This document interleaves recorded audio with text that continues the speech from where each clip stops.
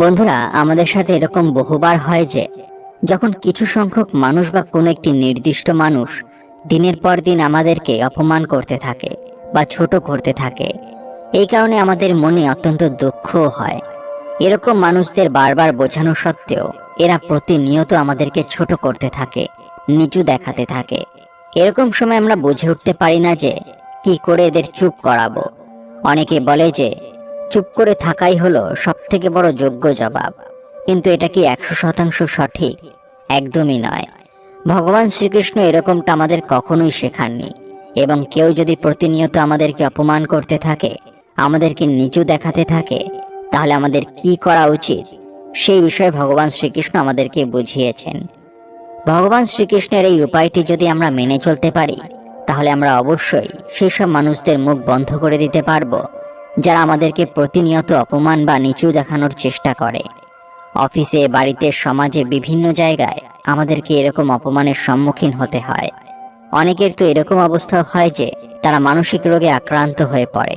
তাই এরকম অবস্থায় কি করা উচিত সেটা আজ আমি এই ভিডিওতে বলতে চলেছি। জয় শ্রীকৃষ্ণ বন্ধুরা, কেমন আছেন আপনারা? বন্ধুরা, ভিডিওটিতে এগোনোর আগে আপনাদের কাছে একটু অনুরোধ রাখছি। আপনারা যদি এই চ্যানেলে প্রথমবার এসে থাকেন, তাহলে অবশ্যই চ্যানেলটি সাবস্ক্রাইব করবেন এবং বেল বাটনটি অন করে দেবেন, যাতে সমস্ত ভিডিওর নোটিফিকেশন আপনার কাছে পৌঁছে যায়।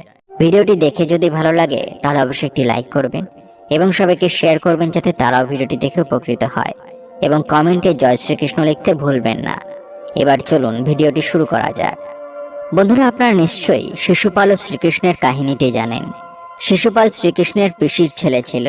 শ্রীকৃষ্ণ শিশুপালের মাকে কথা দিয়েছিল যে ভগবান শ্রীকৃষ্ণ শিশুপালের 100টি ভুল ক্ষমা করবে, কিন্তু 100টি ভুল পূর্ণ হওয়ার পর তাকে অবশ্যই শ্রীকৃষ্ণ উচিত শাস্তি দেবে। আমরা জানি যে রুক্মিণীর মাতা পিতা রুক্মিণীর বিবাহ ভগবান শ্রীকৃষ্ণের সাথে করাতে চাইছিল, কিন্তু রুক্মিণীর বড় ভাই চাইছিল যে রুক্মিণী শ্রীকৃষ্ণকে ভালোবাসতেন, এবং তাই রুক্মিণী এক ব্রাহ্মণের হাতে ভগবান শ্রীকৃষ্ণের কাছে একটি বার্তা পাঠান। ভগবান শ্রীকৃষ্ণ রুক্মিণীকে ভালোবাসতেন এবং তিনি এটাও জানতেন যে রুক্মিণীর পিতামাতা রুক্মিণীর বিবাহ শ্রীকৃষ্ণের সাথে করাতে চান, কিন্তু রুক্মিণীর বড় ভাই শ্রীকৃষ্ণকে শত্রু মনে করে, যার কারণে সেই বিবাহ হতে দেবে না। কিন্তু শ্রীকৃষ্ণ রুক্মিণীর বড় ভাইয়ের দেওয়া বাধা সত্ত্বেও বিবাহ করে। এই বিবাহ শিশুপাল নিজের অপমান বলে মনে করে এবং শ্রীকৃষ্ণকে নিজের শত্রু ভাবতে শুরু করে। কিছুদিন পর যখন যুধিষ্ঠির রাজসূয় যজ্ঞের আয়োজন করে, তখন সেই যজ্ঞে সকল রাজাদের আমন্ত্রণ করা হয়। সেই অনুষ্ঠানে শিশুপালও আসেন।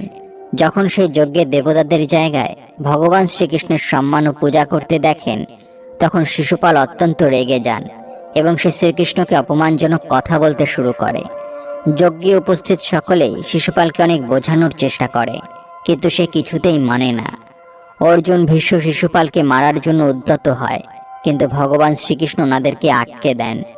শিশুপাল অনবরত সবার সামনে ভগবান শ্রীকৃষ্ণকে আজে বাজে কথা বলেন, অপমান করতে থাকে এবং কারো কোনো কথাই মানে না শিশুপাল। কিন্তু শ্রীকৃষ্ণ কোনো উত্তর দেন না এবং শিশুপালের করা অপরাধকে গুনতে থাকেন। যখন শিশুপালের 100টি অপরাধ পূর্ণ হয়, তখন ভগবান শ্রীকৃষ্ণ বলেন যে এবার তুমি থামো, না হলে এর পরিণাম ভালো হবে না। কিন্তু শিশুপাল কোনো কথাই মানে না, আরো অপমানজনক কথা শ্রীকৃষ্ণকে বলতে শুরু করে। শ্রীকৃষ্ণ বারণ করার পরও যখন শিশুপালের মুখ থেকে আরেকটি অপমানজনক বাজে কথা বের হয়, তখনই শ্রীকৃষ্ণ সুদর্শন চক্র দিয়ে শিশুপালের মাথা ধর থেকে আলাদা করে দেন। বন্ধুরা, এই ঘটনাটি থেকে আমরা শিক্ষা নিতে পারি যে যদি কোনো ব্যক্তি বারংবার আমাদেরকে অপমান করে এবং তাদের বোঝানোর পুরো চেষ্টা করা সত্ত্বেও যদি সে ব্যক্তি না মানে এবং না বোঝে ও আমাদের মান সম্মানকে আঘাত করে, তাহলে তখন তাকে উচিত জবাব দেওয়াটাও খুব প্রয়োজনীয় হয়ে ওঠে। এরকম মানুষদের চুপ করানোর জন্য আমাদের এমন কাজ করা উচিত যাতে সে ভুল প্রমাণিত হয় এবং চুপ হয়ে যায়। তা না হলে আমরা যদি কারো অপমান বারবার সহ্য করতে থাকি, তাহলে সে ভাববে হয়তো আমাদের কোনো কিছু বলারই কোনো ক্ষমতা নেই এবং সে আরো অপমান করতে থাকবে। তাই সবসময় চুপ থাকাটা কোনো সমস্যার সমাধান নয়। তবে হ্যাঁ, আমাদের আগে সেই ব্যক্তিকে বোঝানোর পুরো প্রচেষ্টা করা উচিত। শ্রী রামকৃষ্ণদেব একবার এই ব্যাপারে বলেন যে কাউকে ভয় দেখানোর জন্য সাপের ফনা তোলাটাই যথেষ্ট, তার জন্য সাপকে ছোবল মারার প্রয়োজন পড়ে না। তাই মাঝে মাঝে আমাদেরও এরকম ফনা তোলা উচিত। তবে হ্যাঁ, কারো কোনো ক্ষতি করা উচিত নয়। মনে রাখবেন, এটা হলো কলিযুগ। এই যুগে যদি আপনি কারো করা অপমান মুখ বুজে সহ্য করে নেন এবং চুপ করে থাকেন এবং ভাবেন যে একদিন নিজে থেকেই বুঝবে, তাহলে আপনি ভুল ভাবছেন। কারণ কলিযুগে মানুষের সেই বোধ বুদ্ধি আসে না যে সে তার করা ভুলকে নিজে থেকে বুঝতে পারবে। তাই যখন কোনো ব্যক্তি নিজের ভুল নিজে থেকে বুঝতে না পারে, তখন তার চোখে আঙুল দিয়ে তার ভুলটিকে দেখিয়ে দেওয়া খুবই প্রয়োজনীয় হয়ে পড়ে। তাই আপনারাও এবার থেকে এই পথটি অবলম্বন করুন। এবার চলুন কিছু অনুপ্রেরণামূলক উক্তি শুনে নেওয়া যাক। সৎ প্রবৃত্তি নিয়েই মানুষ জন্মায়, চারপাশের মানুষ তাকে অসৎ করে। চ্যালেঞ্জ জীবনকে আকর্ষণীয় করে তোলে এবং সেগুলোকে অতিক্রম করাই আমাদের একমাত্র লক্ষ্য হওয়া উচিত। শুরু করার আগে আপনাকে মহান হতে হবে না, কিন্তু আপনাকে মহান হয়ে শুরু করতে হবে। আপনি যেই রাস্তাতে হাঁটছেন তা যদি আপনার পছন্দ না হয়, তাহলে অন্য একটি ফাঁকা রাস্তা তৈরি করুন। জীবনের লক্ষ্য কেবল বেঁচে থাকা নয়, সাফল্য অর্জন করা। প্রতিটি মুহূর্ত একটি করে নতুন শুরু। আপনার পছন্দগুলোকে আপনার আশাকে প্রতিফলিত করুক, আপনার ভয় নয়। জেতা মানে সর্বদা প্রথম হওয়া নয়, জেতার অর্থ হলো আপনি আগের চেয়ে ভালো করেছেন। আশীর্বাদ একটি সুখের চুম্বক। আপনি যদি ইতিবাচক থাকেন তবে ভালো জিনিস এবং ভালো মানুষ আপনার প্রতি আকৃষ্ট হবে।